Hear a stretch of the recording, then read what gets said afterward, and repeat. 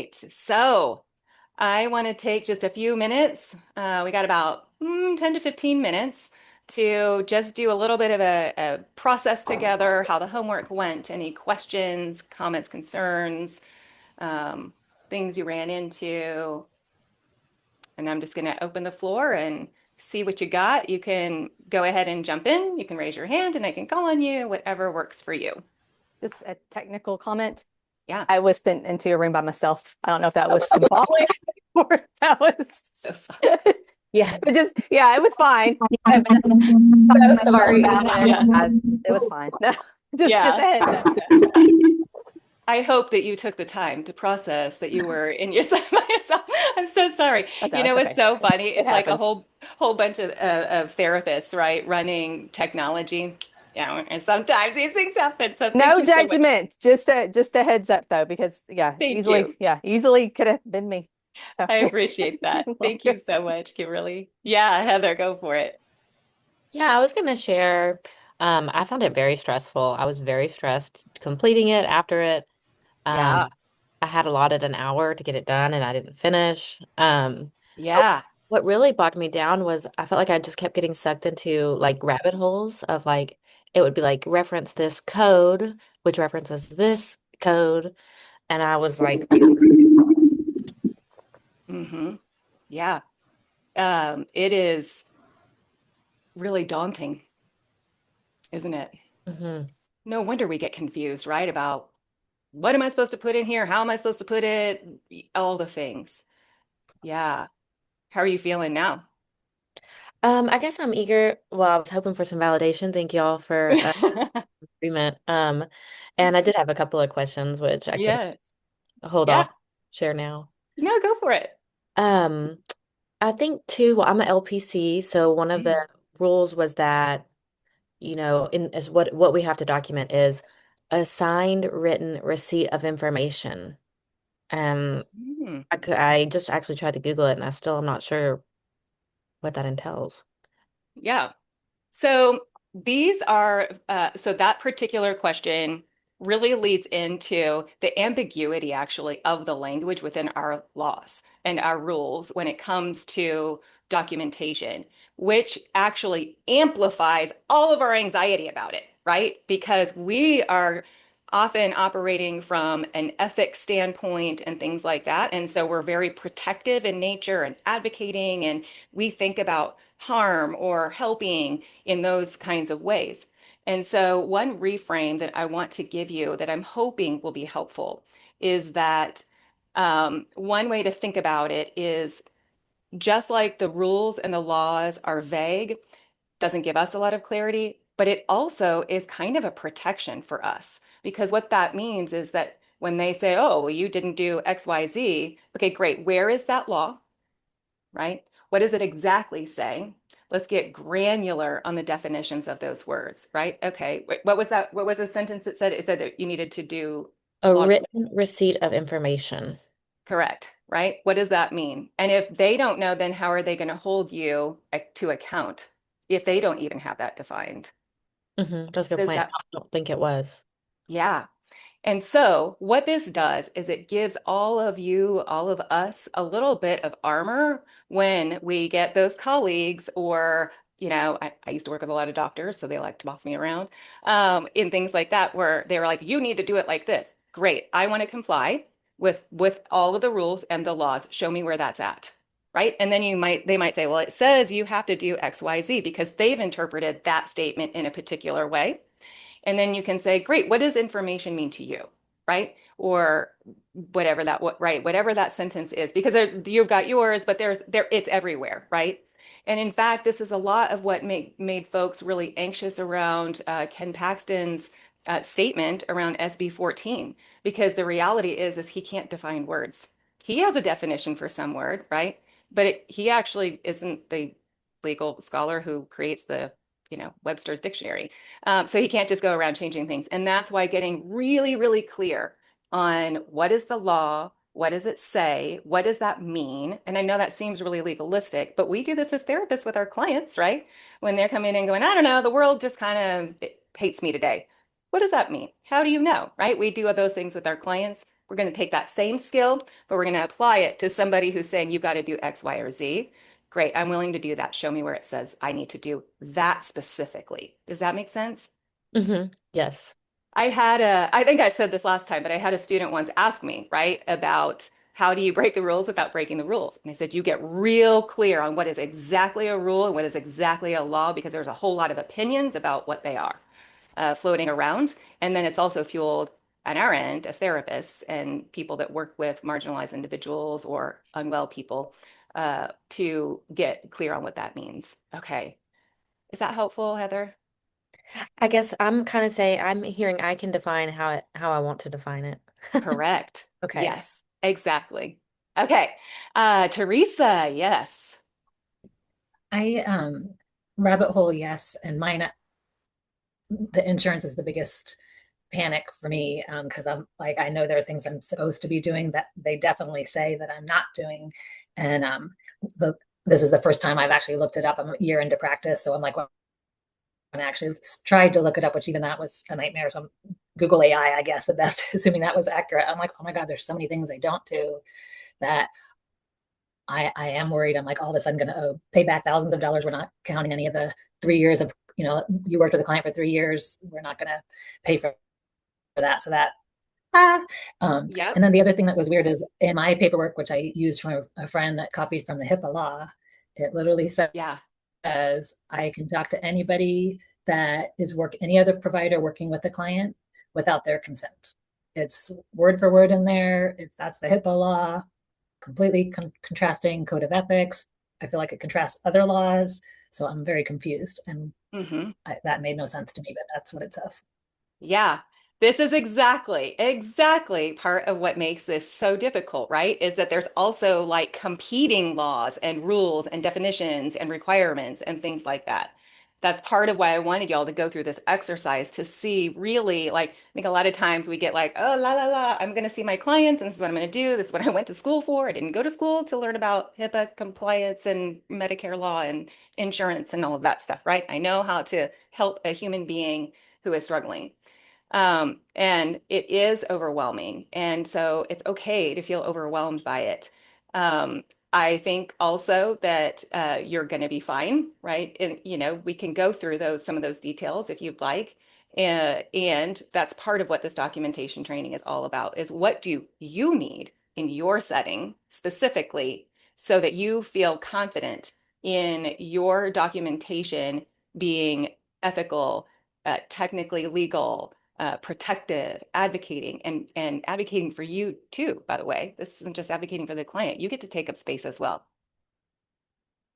You get to take up space as well. Your needs also matter in this work that we do. So I want to make sure that stands out as well. And Teresa, you're talking exactly about the heart of this anxiety that so many of us live with. I don't know if you can see that reflected in the nods as you were talking, right? That fear of like, are we doing the right thing? Is all of my money going to be clawed back? All of those things, right? And also, what about the client and their treatment plan? All the things, right? It's just a lot. It's really overwhelming. And so I think you're going to get a lot of clarity through the rest of our time together. Okay, Lauren, let's get, I think this will be probably around the last one, unless there's one more. But yeah. Um, I just wanted to mention the like vagueness of law. Um, that really stuck out for me, and especially as the daughter of a lawyer.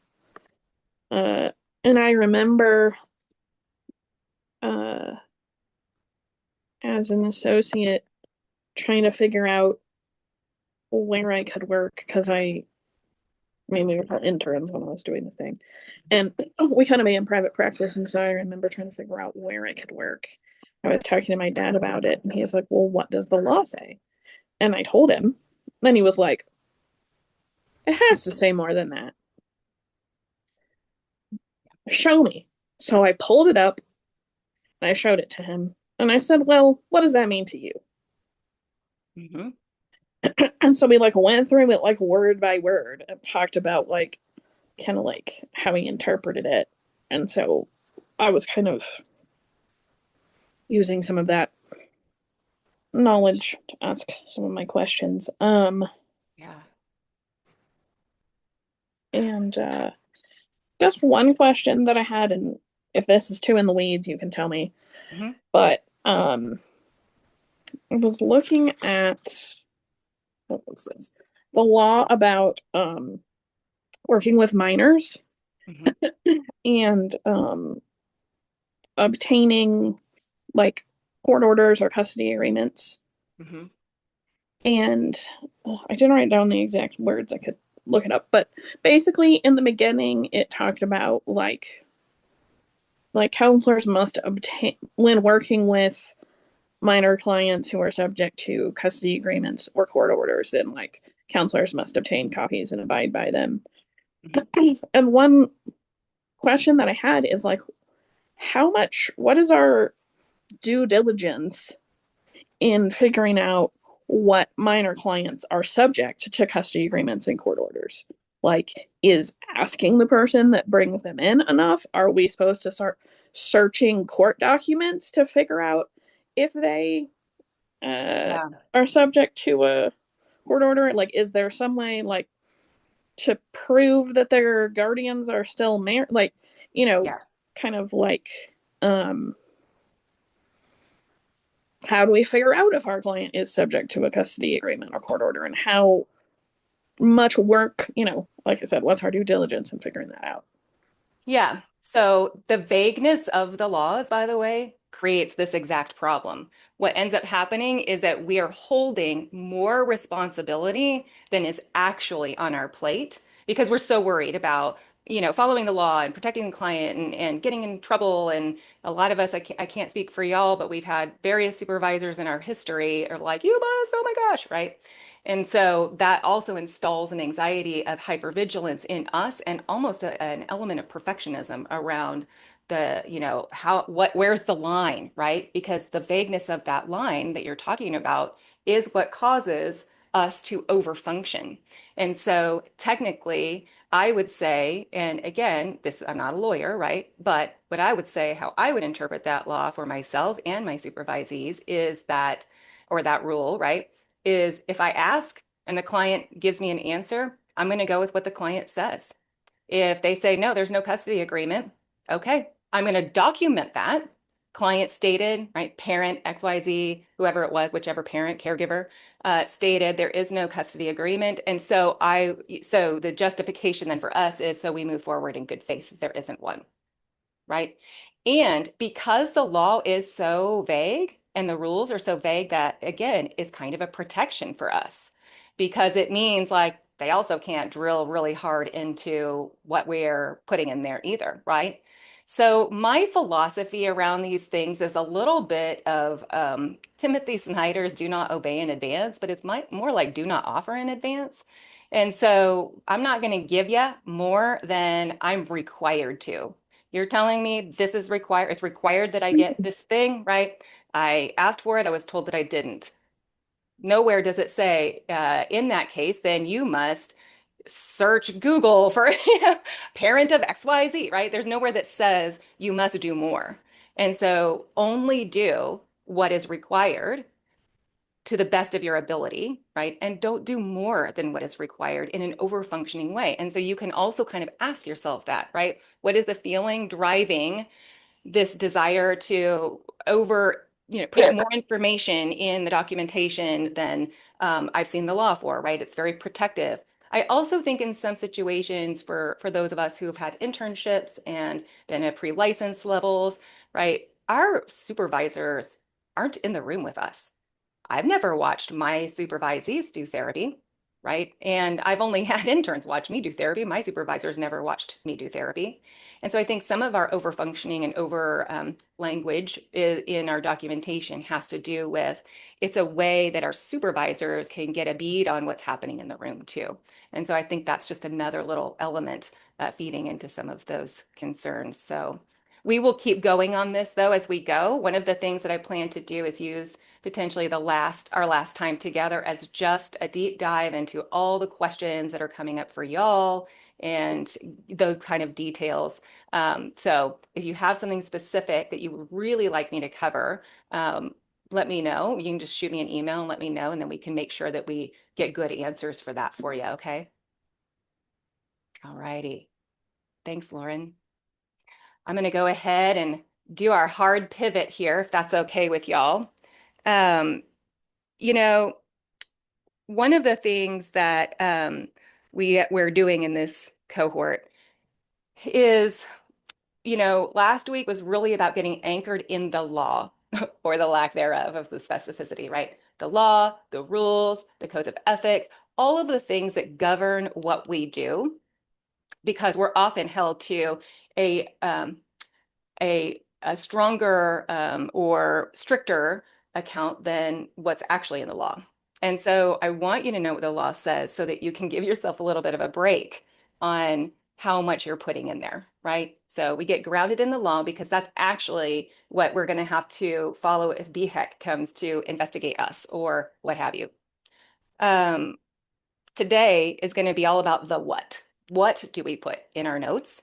What is that format? And then next week is really about how. How do we talk about our clients specifically? So for this week, we're just going to get into the basics of the documentation format. And your homework for this week is going to be seeing how it applies in your setting, specifically with your population.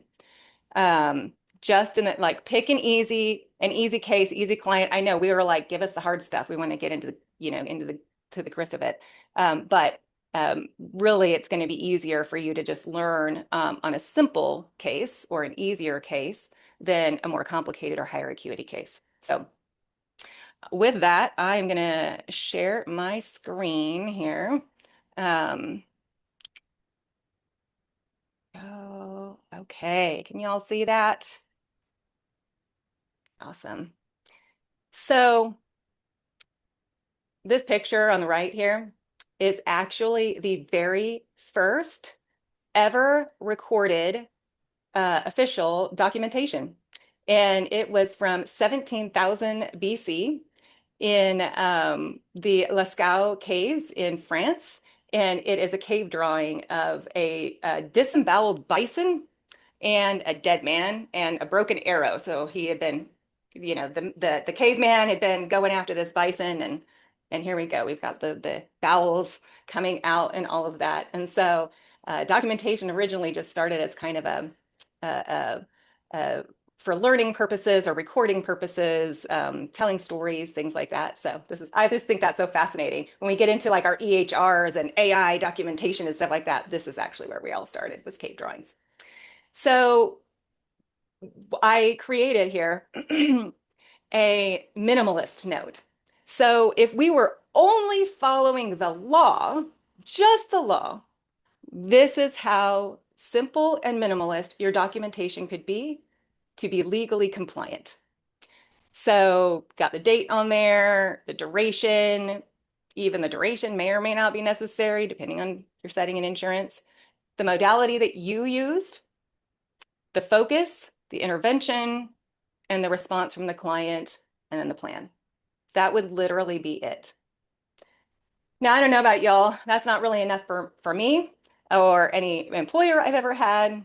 And it doesn't help me hold what we call the golden thread of therapy, which is that cohesive clinical narrative that is kind of encompassing a client's entire treatment journey. So that's, the presenting issues at the beginning, and then how the client is responding or not responding. That's going to include the intake assessments and any ongoing assessments you might do, the treatment plan, just that whole picture of the clinical journey of the client.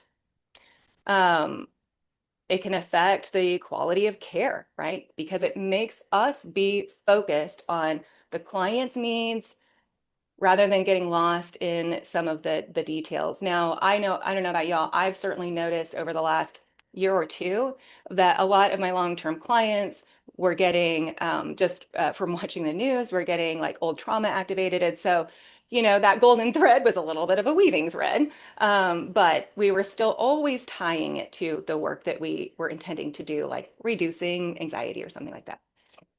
It can affect health insurance or insurance and reimbursement. So like Medicaid requires this, Medicare requires, is there a golden thread? Can they tie together what you're doing? Having a golden thread framework in your mind can also really help prevent those clawbacks that Teresa was talking about earlier, right? Is that when we can craft a cohesive story that speaks for us and justifies our work.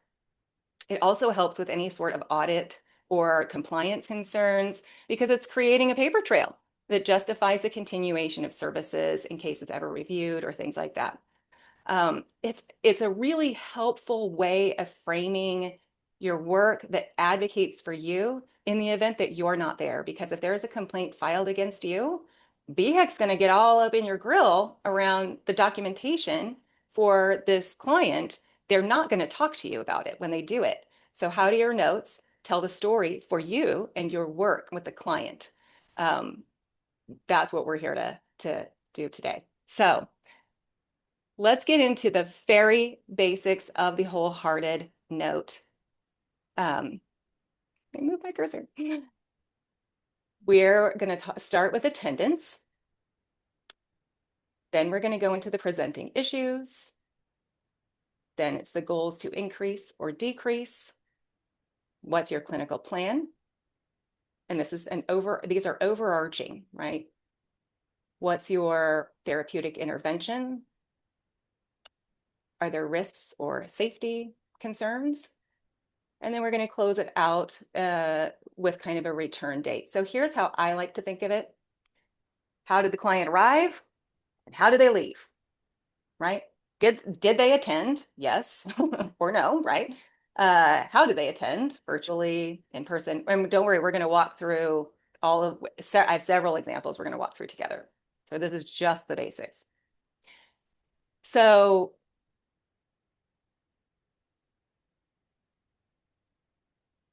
did the client come? How did they attend? Virtually or in person?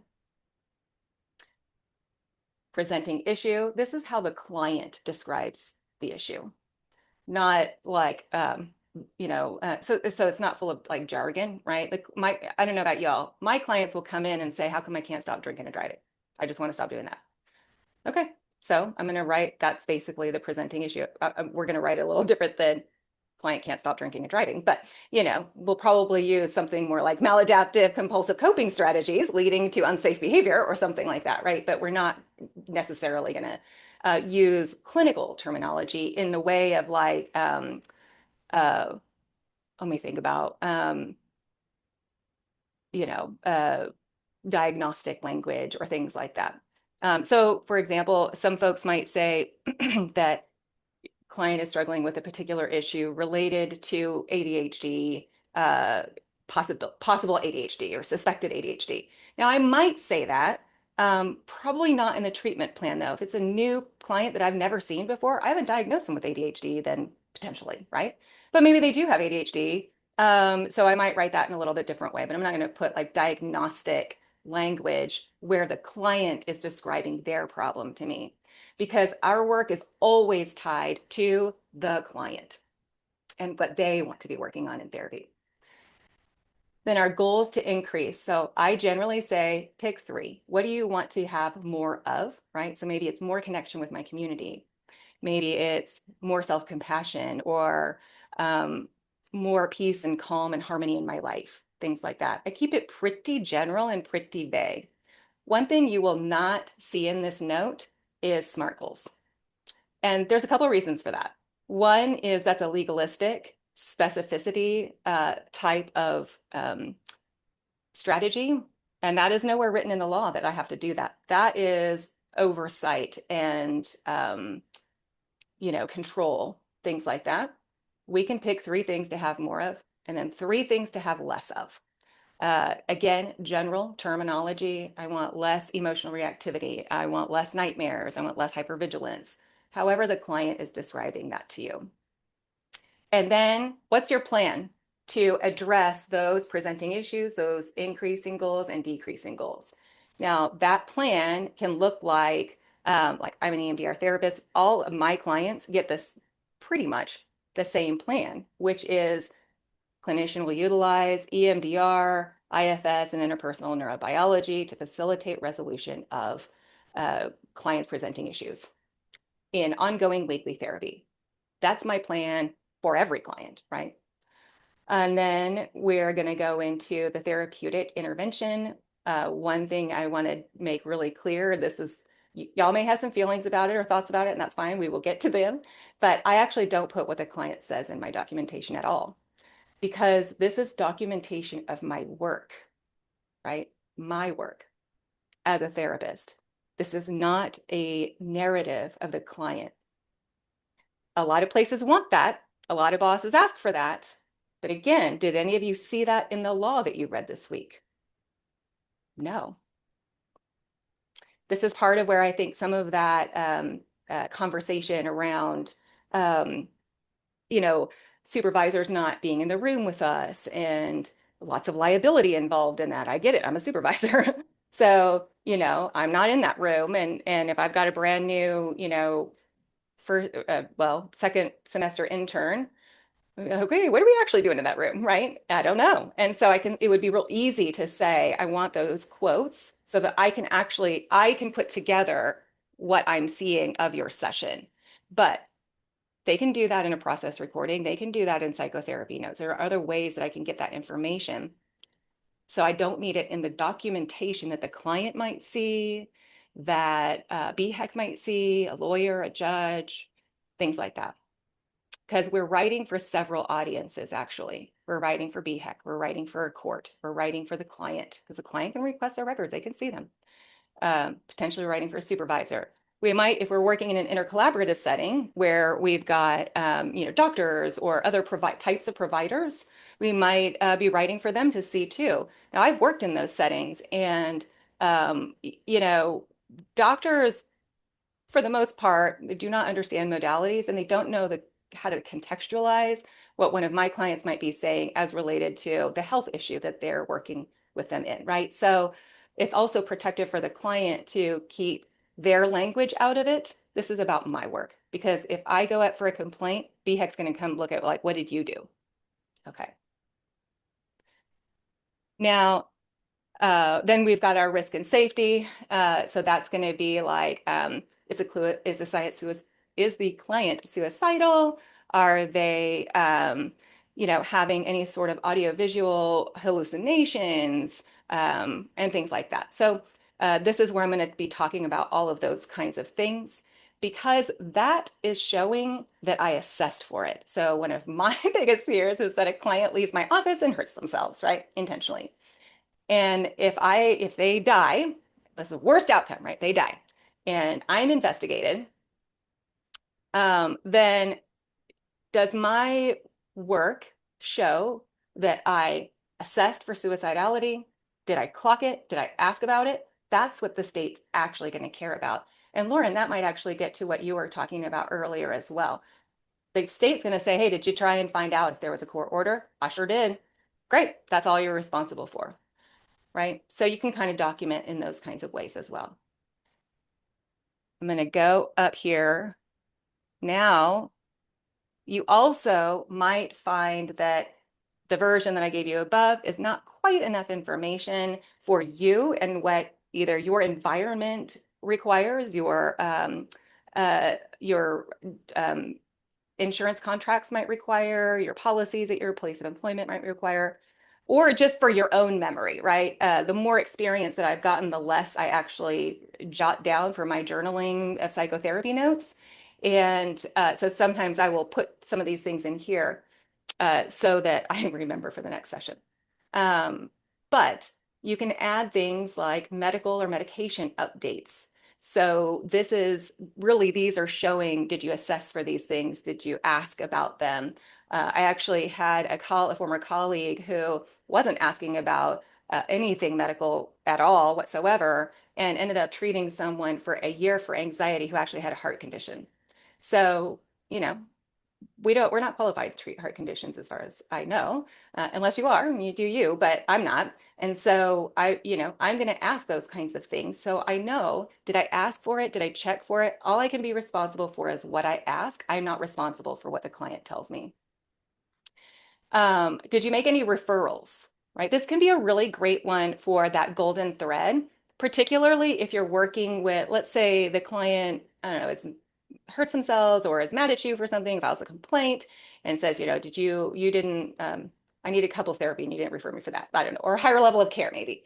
And so what I tell my staff is, let's take that higher level of care example, is that uh, it is our job to make the recommendation.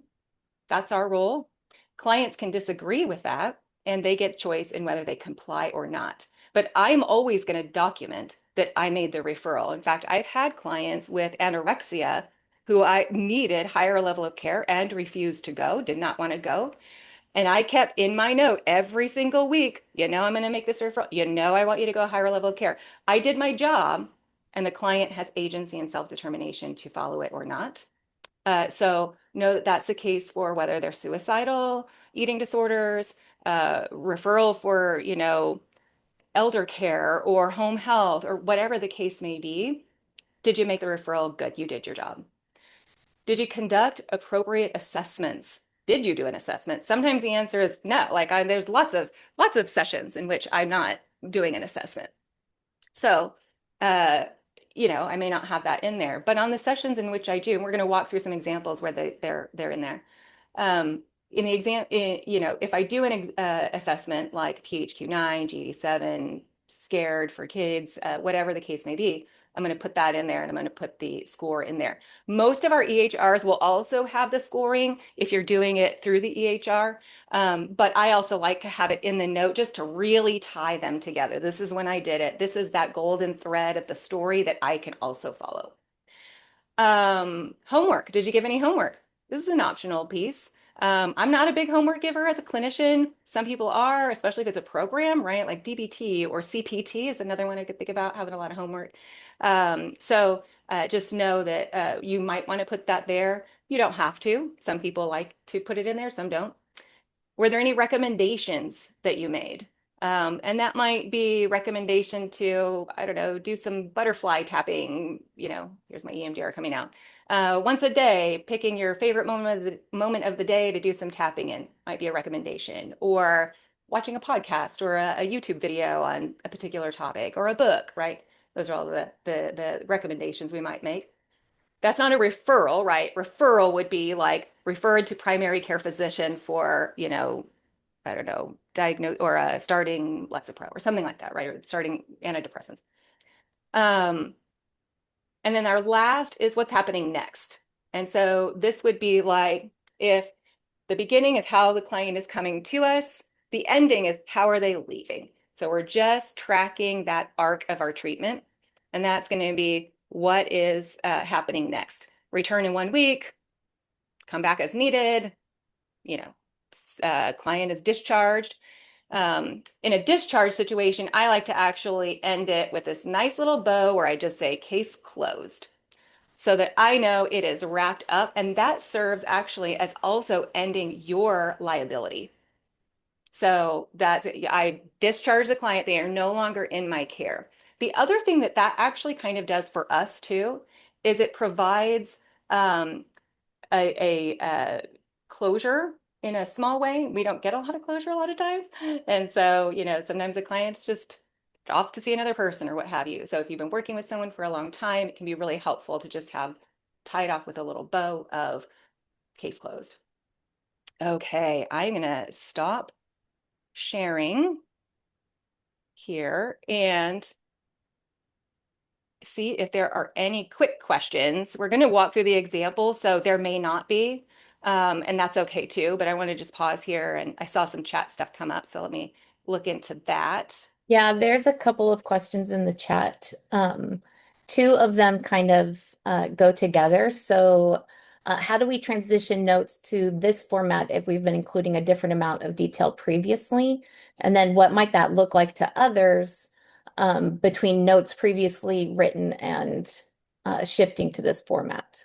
So typically what I do when I am starting like I'm doing a change, like an overhaul on all of my notes, is I take kind of a week And as I see a client, I just implement the format, right? And it makes that week pretty full, but I'm just doing it once. There actually is no real concern about changing midstream. I don't go back and change. Nobody has ever asked, why did you change your documentation, right? Why did you change this format? Because I got updated training and I changed the format. Could be that simple, right? I know, right? Sometimes when I say when I like I also get like, well, what about? And it's like, okay, we'll talk about it. If you wonder why, just ask. And I I'm think that mostly interested in the golden thread. you are interested in Okay. the golden thread. That question really what made me think of it. If you're trying to weave a golden thread and then you shift your documentation to the sense of like, wait, does that drop? Where's the story go from there? If there's been this sort of narrative created, including the detail that you've included, and then you no longer include that detail, it's like, ooh, how do we create some continuity there? Yeah, I don't know what the detail is. I think that it's kind of dependent on that, right? If you, let's say, we'll just go with the worst case scenario because I've seen some of these online. I don't know about y'all, but in some of the Facebook groups, people are like, I haven't done documentation in 3 months, right? Which is terrifying. Some say they've never done it. I've heard that as well. And so, like, in that case, then adding in this is going to be an improvement to nothing. And so I also think, like, is that detail that you are adding really, really important to the case? Then I might keep it in my notes, right? So this is a format that you're going to get to really craft and personalize for you. So actually, on that note, let's go ahead and pull some up so that you can see what they look like, because I'm thinking that that might answer quite a few questions. Share screen again. Actually, let me pull up this item first. Perfect. Okay.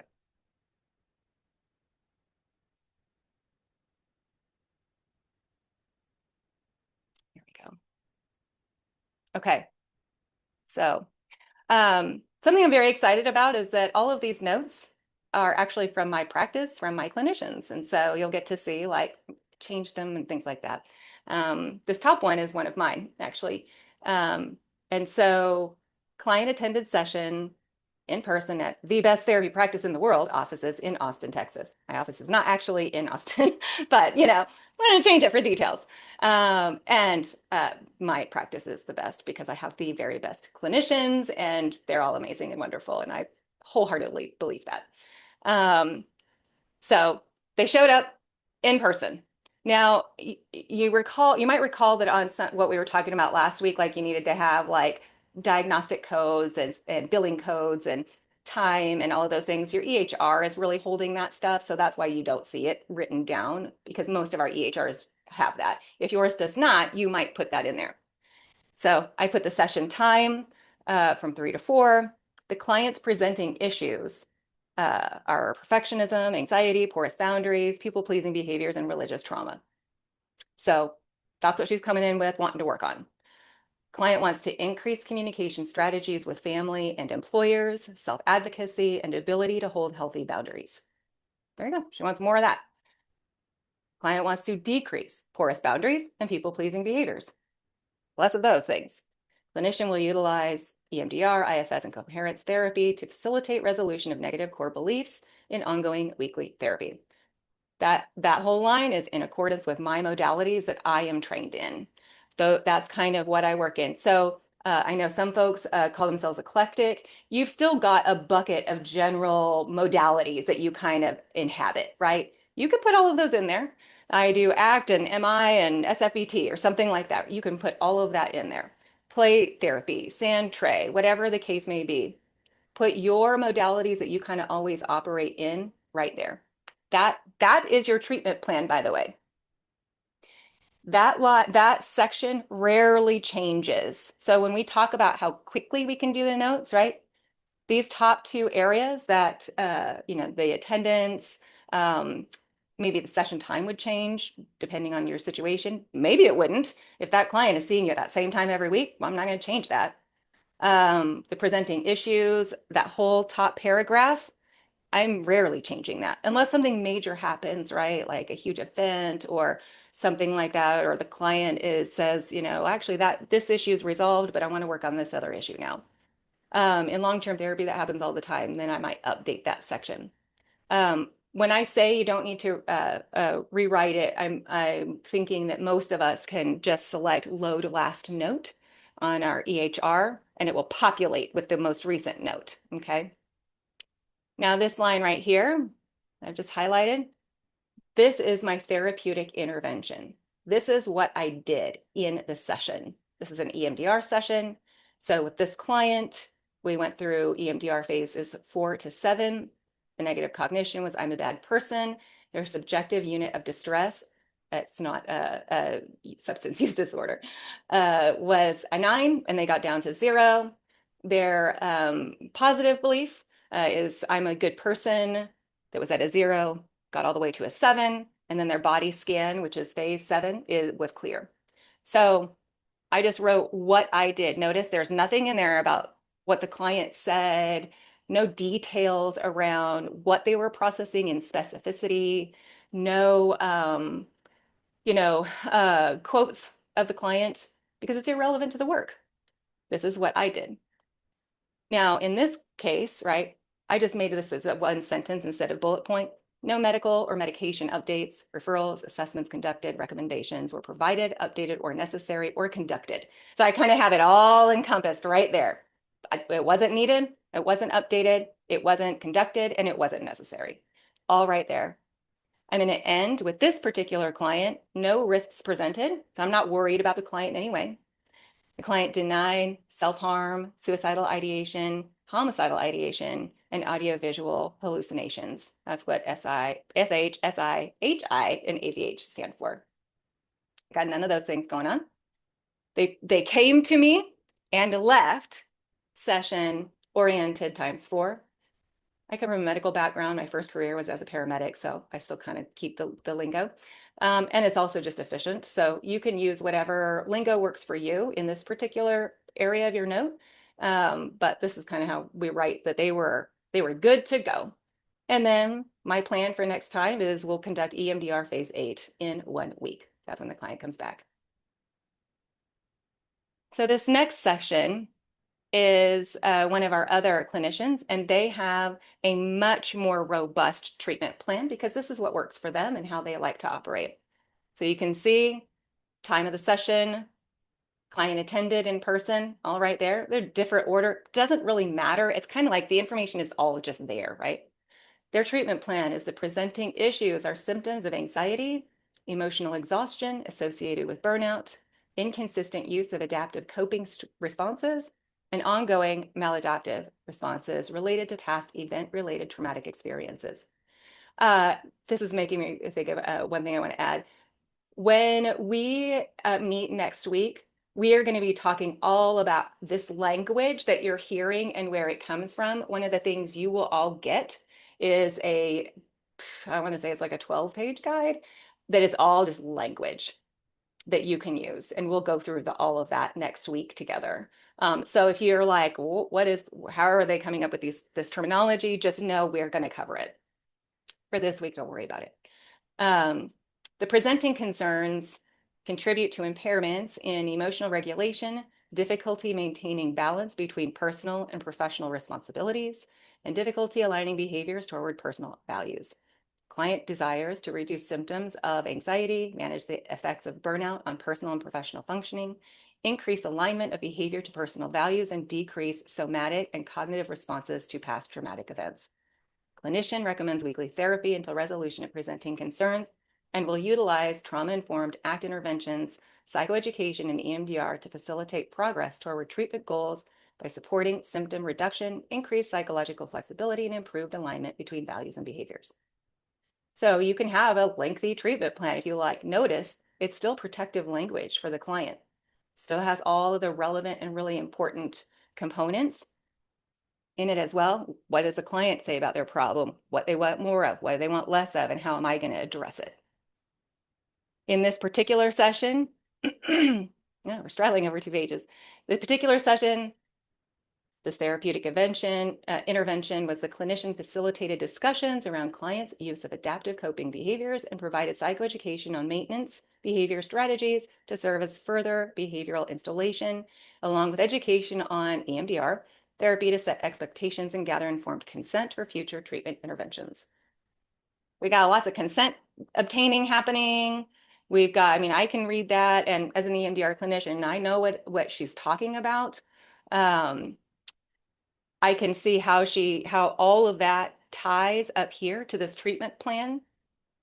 So if BHEC is looking at this or a judge is looking at this, they're gonna be like, yeah, I mean, that all is in line. She was working within her modalities to address the problems the client is coming to therapy for. That's what we're gonna be held to account for. And down here, you know, no, she keeps it all bullet pointed. Medication, medical updates, no. Referrals, no. Assessments, no. Homework, no. No risk presented, client denied, all the things. Presented at ended session, 8 times 0 times 4, scheduled to return in 1 week. So we've got the plan for the next time the client comes back. Let's go for another one. So this one was actually written by one of my interns. And so I wanted to include this so you could see that like this isn't about experience necessarily or anything like that. It's really about, or how smart you are or how long you've been doing this. It's really just about practice and focus on it. So this client attended virtually and from their location on file within Texas. I generally keep it like that. I don't really want to put their address in the note itself if I don't have to. You can write that a variety of ways. I know some clinicians ask like for the address or where are you meeting me from, things like that. That might be a company policy. It is the law within Texas that clients must be geolocated within the state of Texas for us to see them. We, as Texas license holders, can actually be located anywhere in the world and still see those clients in Texas, but the client themselves must be residing physically at the moment of therapy. They don't have to be at their home, but they have to be physically in Texas. Okay, so the current presenting issues, past event-related trauma, event-oriented trauma, leading to maladaptive coping strategies. That's kind of how we term addiction in our practice, maladaptive compulsive coping strategies, like hypervigilance, emotional insecurity, and complex feelings rooted in past trauma history. Client goals for therapy are to reduce feelings of anxiety when spending time with others, flashbacks, hypervigilance, and rumination. Client wants to find the strength to try new things, build emotional intimacy with loved ones, a sense of joy and peace, as well as improve self-advocacy skills. You can see they've got their plan there and the weekly therapy. This is what the client did. The clinician did, discuss the strategies to navigate difficult conversations at work. We'll conduct follow-up PCL5 in future session to assess improvements in one presenting issue. So they're just doing a reevaluation of the PCL5. We give all of our clientele as part of their intake documents, they do a PCL5 for us, in part because we're a trauma-oriented practice, and it gives us a lot of really helpful information and also doesn't have the client over disclosing because they can only really like check boxes on the PCL5 in our system. They can just make a check mark of what it is, because what we were finding was that before we had ever met with the client in our intake documents, they were filling in just paragraphs of information. I don't know if you all have had that experience from clients. It makes me uncomfortable at this point in time because I don't know how our notes are going to be used in the future. I'll just say that. There's a lot of laws and rules changing, and so I don't want that information until I'm in a first session with them and we've had a conversation about how we protect them with their documentation, informed consent of disclosure and things like that. So I don't want them to be able to over disclose in a way that they may or may not wish they had, because I can't delete it, right? Once they've put it in there, that's in their record. So before they disclose too much or things like that, I want to have that informed consent and know that we have had a conversation about it. Again, their session pretty much ends in the same way, right? Of like no homeworks, no referral, no assessments conducted, session start and end time, and all of our kind of standard ending for our documentation in our practice. Okay. Now here's one from one of our clinicians. takes a more minimalist approach. She keeps it all bullet pointed pretty much and just has it in there, location on file. By the way, if you're trying to scramble notes, you're going to get a copy of this in your email. So just know you're going to get this and you will be able to have it with you to kind of go back and look at. So the presenting issues, emotional regulation, stress and anxiety. Client is working toward emotional regulation and processing grief. This particular clinician does like to have a line in there about what the clients do, which is you can do that if you want to, but even notice like how minimal it still is. Here's a therapeutic intervention. Client discussed grief, self-care, interpersonal relationships, and emotional reactions. Right up here ties directly to the emotional regulation, stress, and anxiety. The clinician utilized EMDR phase 1 and 2 and somatic IFS. There was a medication update in this particular one with the sertraline and hydroxyzine, but no referrals were provided or assessments conducted. The time, she has it down here, and then continue providing ongoing grief support is her next step. Then you can see it ends with the standard 8 times O times 4, scheduled to return in 2 weeks. So this is probably a biweekly client. And here's our last one. Because you're going to get a copy of this, and in the interest of time, I'm not going to go through the whole top part, but this might be what it would look like. I'm going to scroll down here. If you were to add any sort of medical or medication updates, that PCL5, that PHQ-9, that G87 is there, session length and time, the homework. This is what she has in there for the homework. 1 hour weekly for self and emotional regulation. The recommendation, hers is weekly therapy until resolution of presenting issues. And the next steps, she's got that there. Low risks presented. So in this particular case, right, the client denies or, declines that they are having any sort of self-harm, SI, HI, AVH, but there's something about what the client is doing that's bringing a little bit of risk. And it sounds like in that statement, client reported history of maladaptive coping skills. Sounds like maybe there was something they were doing to cope that was not really that safe. And so, or, was a little bit risky. And so that's probably why she has that line in there. So I know there's some questions. I'm going to go ahead and stop sharing. Okay. Just to kind of close everything out on that, if you're in private pay, you may or may not need to add in the time component, right? We do because it's required by our insurance, but if you are private pay only, there's no actual need for you to put that in there, right? So this is some of why looking at or finding your insurance contracts, if you have access to that, can be so helpful because that will say whether you need to have it in there or not. I don't think, we did not have it a requirement. This is kind of getting to Katie's question, actually. We didn't have it originally as a requirement in our notes until we took on Blue Cross, and Blue Cross absolutely requires it for reimbursement. And so the whole practice had to go add in a line in every one of those notes. And we took about a week or so, and I have to, sign all the notes because for supervisory billing. And so I would send it back. You got to add this line in there.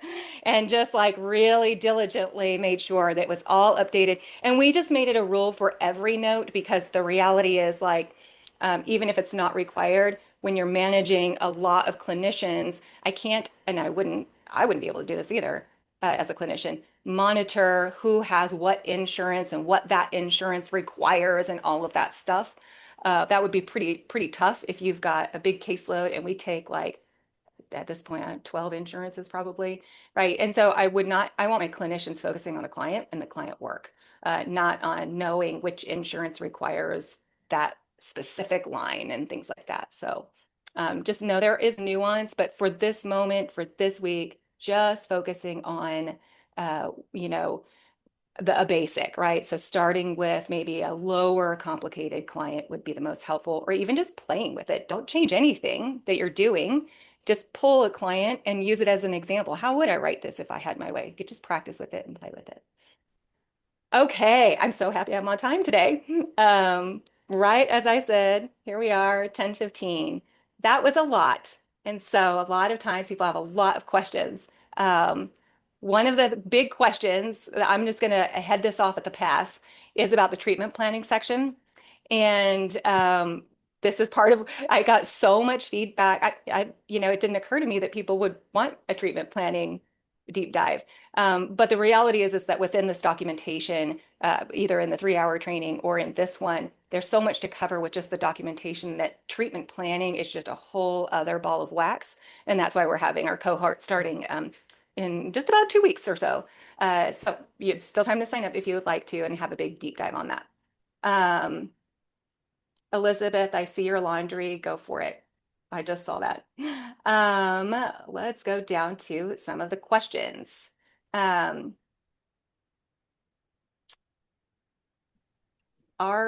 there Oh, what? This is weird. I have notes from like last week. Okay.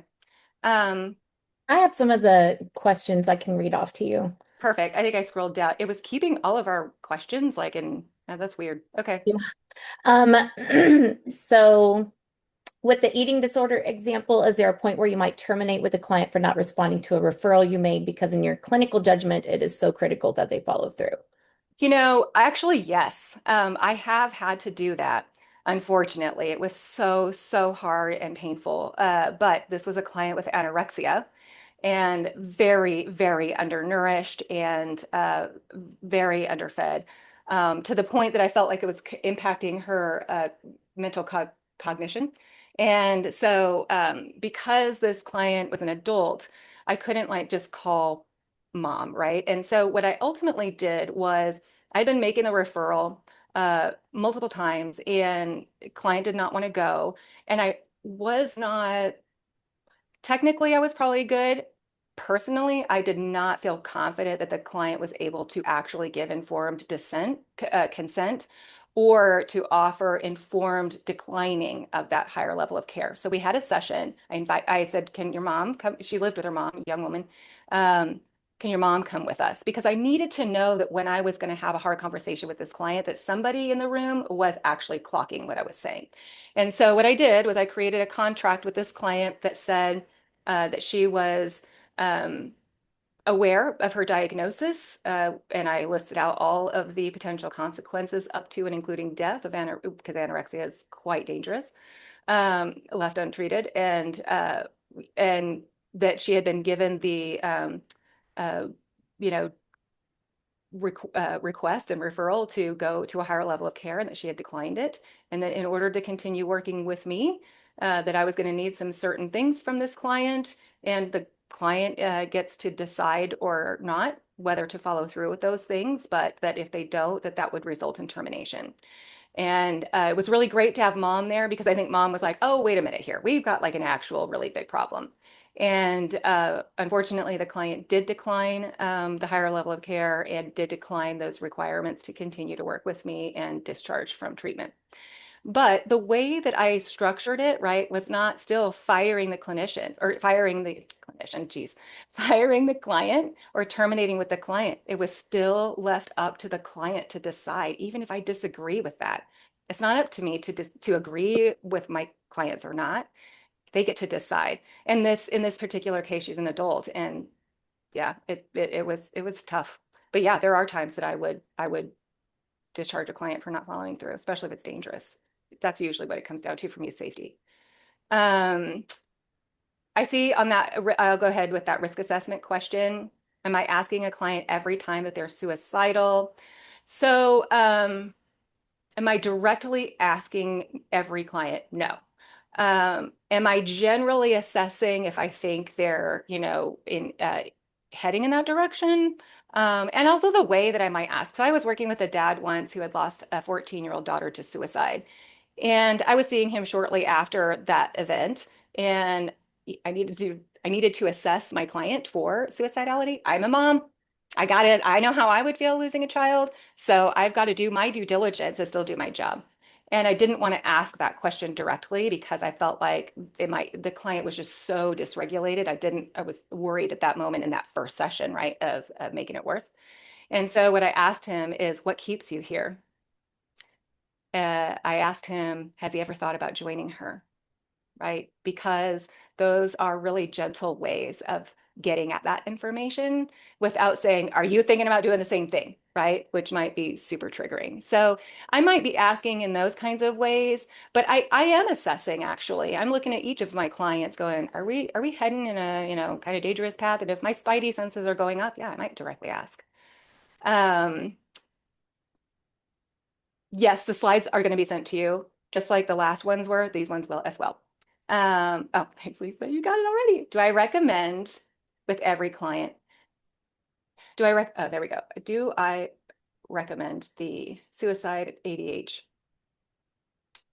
No. Oh, self-harm. No, not necessarily. I think it depends on who you're working with in your clientele and your population. You know them best. We ended up with working with a lot of folks with bipolar disorder and schizophrenia and complex diagnoses. And so for us, actually, it is kind of relevant that they're assessing for like audio visual hallucinations because sometimes some of our clients do have that. And this is, so I want to be like, this is one that's not, or this client is not at this time, kind of a thing. So I'm going to put that in there. The self-harm, right? Is that intentional self-harm or I think that's one of those definitions that's up for interpretation. So, I'm always looking at SI and HI for sure. And then I am also looking at SH. I've had cutting clients. I've had clients drinking and driving or engaging in fentanyl use, fentanyl relapse, which, I don't really have an opinion about using fentanyl necessarily as a therapist. I have a personal opinion, right? But like as a clinician, but it is so dangerous if you're buying it off the street because it's laced with all kinds of stuff and it'll kill you like that, right? So to me, that would be a self-harming behavior. But that's going to be up to you and what your comfort level. Some of this is about risk tolerance as well in your environment, so it'll be up to you to consider. Okay, we've got 7 minutes. I want to open the floor, check in, how we all doing? We have the copy and paste note format this is a version for you that's in the chat right now. You can play with it this week and all of that. One thing that I did when I was, kind of getting all of my notes into this format was create just like a really simple kind of cheat sheet for myself, like on my computer of just terminology or, formats that I use all the time so I could populate it quickly and easily and make it efficient. So this is part of what that is for you. One of the versions has like uh, all of the options, the other, with the homework and the next and all of that stuff. And then the other one is just kind of a basic, but you get to decide which pieces work for you, which pieces don't, what do you run into, what do you struggle with? That's what next week's going to be all about. For your homework this week, you're going to get some reading material. And it's going to be specifically on that Supreme Court case, the Salazar and Childs case that just happened, so that you have an understanding of how free speech and how we talk in session with our clients, what the law actually says, what it means and what it doesn't mean, and how we can interpret it, and what are some things to consider as you're going through it. Let me think. Yeah. All right. Who's got stuff? Does my group just copy paste a template into a blank? Mm-hmm. Yeah. Well, Lisa, what do you do? I mean, I do. What do you do? Yes, I copy and paste it and Yeah. then just fill in the blanks. It makes it so much easier. Mm-hmm. Yeah. We're pretty formulaic. This isn't an essay. You're not going to get a grade on your documentation. It doesn't have to be in complete sentences. Yeah. Anybody else have questions? Yeah, I have a Yeah. question. Yeah. How does, because I know for insurance, like establishing medical necessity Mm-hmm. is really important, which I've not really understood what that means in the context of therapy in general. But how does this format, or how could this format be used to justify medical necessity?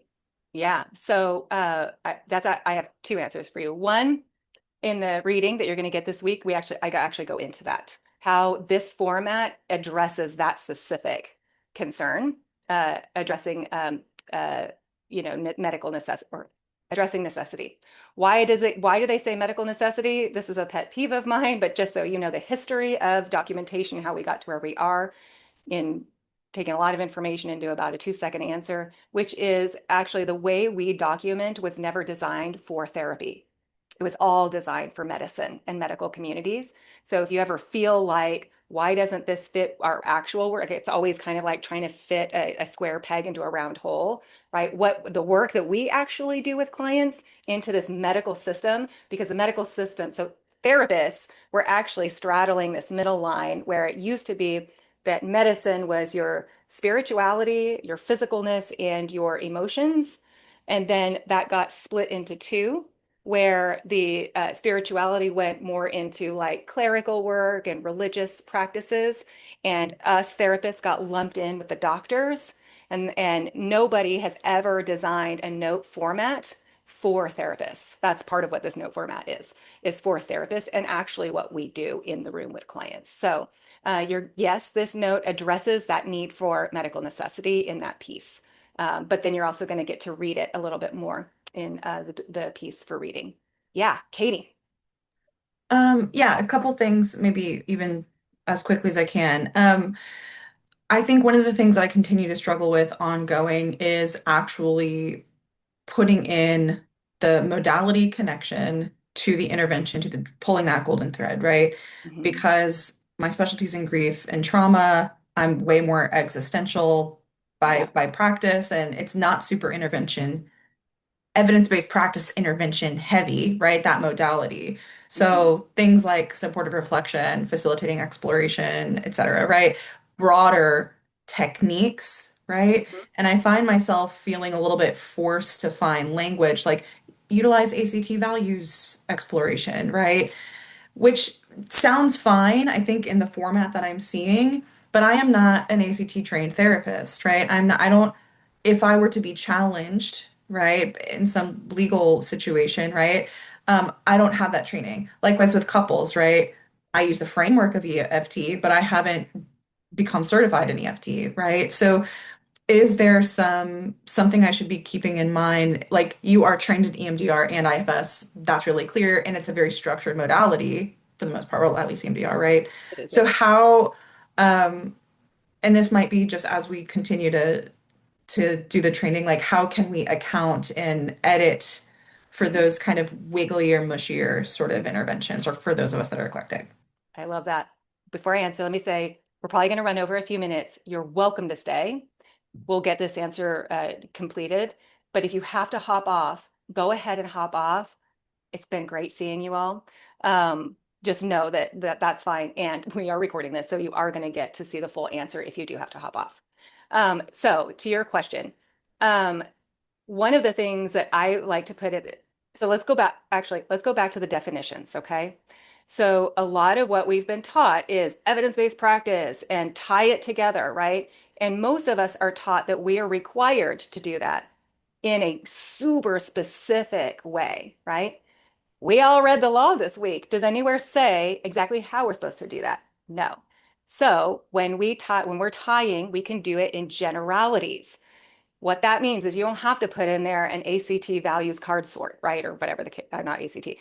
It also is, you can say maybe in your clinician plan, you might put something in there like a clinician will utilize person-centered approach, Rogerian maybe, right? Existential practices and things like that. And so, because we have not been told, because they don't want to get specific, they want flexibility, exactly to this point from Teresa, let me pull that up because that's a really great point, right? Uh, where did I go? Oh, to show evidence of client progress, right? Changes in symptoms, improvement in functioning. We do all of that with our ongoing assessments and things like that to show like where are they at. But also they don't put specific definitions of exactly what that looks like when you're tying your what you did to the client problem. You can be as vague as they can. If they can be vague, we can be vague, right? And so you can say things like humanitarian, person-centered, existentialism, psychodynamic, whatever, like those kind of like Mhm. I don't know if this is the right word, right? But like nebulous kinds of things. Does that make sense, right? The less structured modalities. I also think CBT it can be structured, but it's also can be kind of, thought reframing and things like that. And we might just say those kinds of things. Um, One of the reasons I use EMDR a lot, especially for my documentation purposes, is because there are a lot of sessions where I have a client who's not ready for reprocessing trauma yet. They need more stabilization.